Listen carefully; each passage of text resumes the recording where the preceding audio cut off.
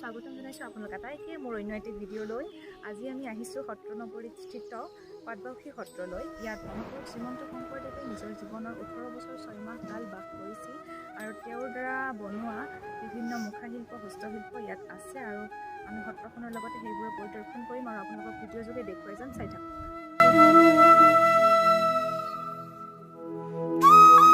এয়া পাটবাউসী সত্ৰৰ ভিতৰত প্ৰৱেশ কৰিছোঁ আৰু আপোনালোকক দেখুৱাই আছোঁ ভিতৰৰ দৃশ্য।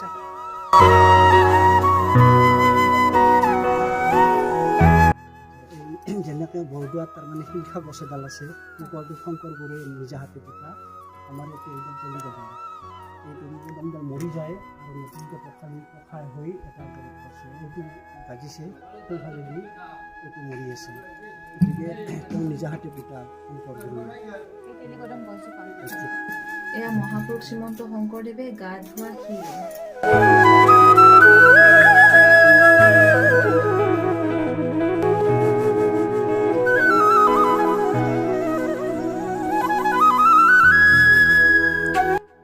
ইয়াত মহাপুৰুষ শ্ৰীমন্ত শংকৰদেৱৰ পদশিলা আছে আৰু আমি পদশিলা চাবলৈ গৈ আছোঁ।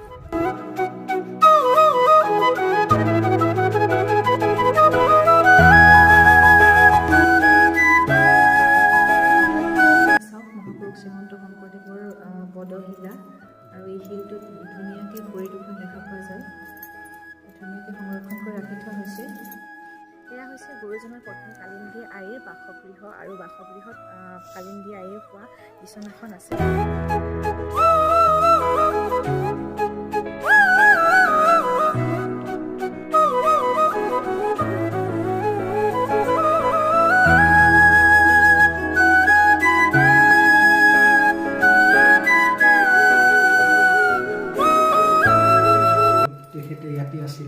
বহুত বছৰ আছিল, মাধৱদেৱ গুৰুৱে তাৰমানে চোৱা মিলা কৰিছিল। তেখেতে থকা বিচনাখন বেয়া হৈছিল, বেয়া হোৱাৰ কাৰণে গোপাল এটাক মাতি আনি মাধৱ গুৰুৱে এই বিচনাখন তৈয়াৰ কৰিছিল। গতিকে সেই দিনৰ পৰা এই বিচনাখন তেনেকেই আছে, অলপ কিবা অলপ হেৰি হৈছে, অলপ মেৰামতি কৰা হৈছে, কিন্তু সেই বিচনাখন সেই দিনৰে কালিন্দী আইৰ। এইখন সত্ৰতে মহাপুৰুষ শ্ৰীমন্ত শংকৰদেৱে নিজ হাতেৰে সজা কিছুমান বস্তু বহুত সযতনে ৰাখি থোৱা হৈছে। মুখাশিল্প আৰু বিভিন্ন বস্তু আছে, বলক আমি দেখুৱাই আছোঁ। এইখন তামৰ গুৰুৱাখন, এই গুৰুৱাখনখন তাৰমানে তেখেতে স্থাপনা কৰিছিল। আৰু এইটো চৰিয়া, তাৰমানে চৰিয়া মানে আমাৰ ভাষাত কয় চৰিয়া। এইটো তাৰমানে কাঠৰ গুৰুজনাই নিজে তৈয়াৰ কৰিছিল, তাৰমানে মাহ প্ৰসাদ দিয়াৰ কাৰণে ইয়াতে প্ৰসাদ তৈয়াৰ কৰিছিল এই চৰিয়াটো। আৰু এইটো কালিন্দী আইক তাৰমানে এই ঢেঁকীৰ পখলি বুলি কয়, এইটো পখলি।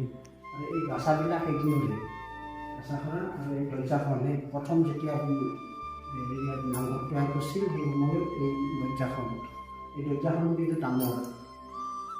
আৰু এইখন গুৰুজনাই বহি শাস্ত্ৰ লিখা হীৰা।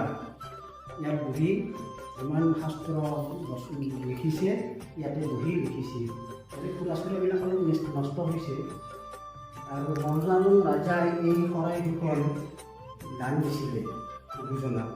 এই শৰাই দুখন কিন্তু পিতলৰ নহয়, ইয়াতে বহুত ধাতু মিক্স কৰি বনোৱা আছে। আৰু এইবিলাক হৈছে গুৰুৱাখনৰ বস্তু। গুৰুজনাই ইয়াতে ভাওনা কৰিছিল, নৃত্য ভাওনা লিখিছিলোঁ আৰু কৰিছিল। আৰু এইটো হ'ল ব্ৰাহ্মণৰ মুখা, আৰু এনেকৈ এই মুখাবিলাক তেখেতে নিজা হাতে তৈয়াৰ কৰি ইয়াতে ভাওনা কৰিছিল। এই মুখাবিলাকো তেখেতেও বনাইছিল। আৰু কৃষ্ণক যেতিয়া যশোদাই বান্ধে, এই বান্ধা ওপৰ এইকেইটা এই ভাওনা কৰাতে ব্যৱহাৰ কৰিছিল। আৰু গুৰুজনাৰ দিনত তোলাহে এইখিনি আমি পোৱা হৈছে, এই তোলাখিনি গুৰুজনাৰ বিচনাত তোলা হৈছে। এই মুখা চুখাবিলাক আৰু এইবিলাকো গুৰুজনে নিজা হাতে তৈয়াৰ কৰা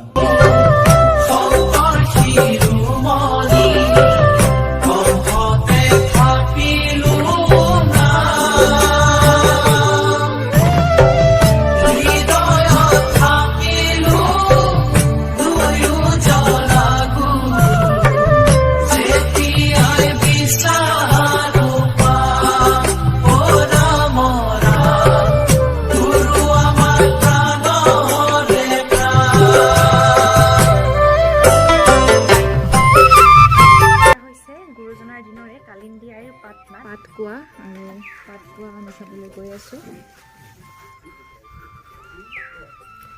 এই কুঁৱাটো তাৰমানে লুপ্ত হৈ আছিলে। এই ভূমিকম্পত এইটো বাহিৰ হৈ এই কুঁৱাটো উদ্ধাৰ হৈছে। কিন্তু ওপৰৰ এইখিনি যি পকা দেখিছে এইখিনি তাৰমানে আমি পিছত বনোৱা, কিন্তু অৰিজিনেল হেৰিটো ভিতৰত দেখাব পাৰোঁ। এইটো মাটিৰ পাতৰ পাত পোৱা এইটো ভিতৰত, কিন্তু সেইখিনিৰ পৰা এইখিনি পকা কৰি অনা হৈছে এই পিছত। আমি সত্ৰখনৰ পাঠকক লগ কৰিছোঁ আৰু তেওঁৰ পৰা কিছু কথা জানিব বিচাৰিছোঁ সত্ৰখনৰ বিষয়ে। ইয়াতে তাৰমানে আচলতে শংকৰ গুৰুৱে ইয়াত 18 বছৰ 6 মাহ আছিল। তেওঁ বৰদোৱাত জন্ম হৈছে, শিশুকালটো পাৰ কৰিছে। তাতে তেওঁ বিয়া বাৰু কৰি ঘৰ সংসাৰ কৰি তাৰপিছত তেওঁ এতিয়াই কেনেকৈ আহিল এই কাহিনীখিনি মই অলপকৈ কওঁ। তেখেতে এই ঘৰ বাৰিষা সময়ত তেতিয়া তেখেতে এই ভটিয়াই আহিছে। আহি দূৰৰ পৰা এটা ঠাইত এটা অসুবিধা দেখিছে। দেখি নাৱৰীয়াক কৈছে, অলপ এই যে অসুবিধাটো দেখিছে তাত অলপ দেখাই দিব, কাৰণ তাত আপোনালোকে অলপ জলপান খাব লাগে, আমি অলপ জিৰাব লাগে। এইবুলি কোৱাত তেতিয়া সেই নাৱৰীয়াই তাত ৰাখি দিব। সেই ঠাইখিনি হ'ল সুন্দৰীয়া পাণ্ডলপান ঠাই, তাৰ পৰা আকৌ ভটিয়াই আহি তেতিয়া চিনপৰা বুলি বৰপেটা টাউনতে চিনপৰা বুলি এটা ঠাই আছে। বৰ্তমান বৰপেটা নামঘৰৰ পৰা প্ৰায় ডেৰ ফালংমান দূৰত। তাতে তেওঁ থাকে। গুৰুজনাই এই খোৱা পানীৰ অভাৱত তাৰ পৰা ভটিয়াই আহিছে। তাতে আহি ইয়াতে আমাৰ এই পাটবাউসীৰে অলপ আঁতৰত, ইয়াৰ পৰা 1 ফালংমান দূৰত কুমাৰকুছি বুলি কয়, এই নখান্দিয়া নদীদি আহি আপোনাৰ সৰবিলেদি সোমাই যায়। ঠিক সৰবিলৰ সন্মুখত তাতে সেই কুমাৰকুছিত তাতে থাকে। তাতে তেওঁ 5 বছৰ 6 মাহ থাকে। আজি পাটবাউসী সত্ৰলৈ অহাৰ আগ্ৰহটো জগাইছিল আমাৰ পেহা আৰু পেহীয়ে। গতিকে পেহা আৰু পেহীৰ কাৰণে আমি আজি ইয়ালৈ আহিবলৈ পালোঁ আৰু আপোনালোকক ভিডিঅ' যোগে সকলো দেখুৱাবলৈ পালোঁ। গতিকে বহুত বহুত ধন্যবাদ পেহা। আৰু পেহী কি ক'বা? মই প্ৰতি বছৰে এই সত্ৰত মন বিৰাট ভাল লাগে। আৰু মই কি ক'ম ভাল লাগে। সত্ৰখনত আহি বিৰাট ভাল লাগে। মই আগতেও আহিছোঁ।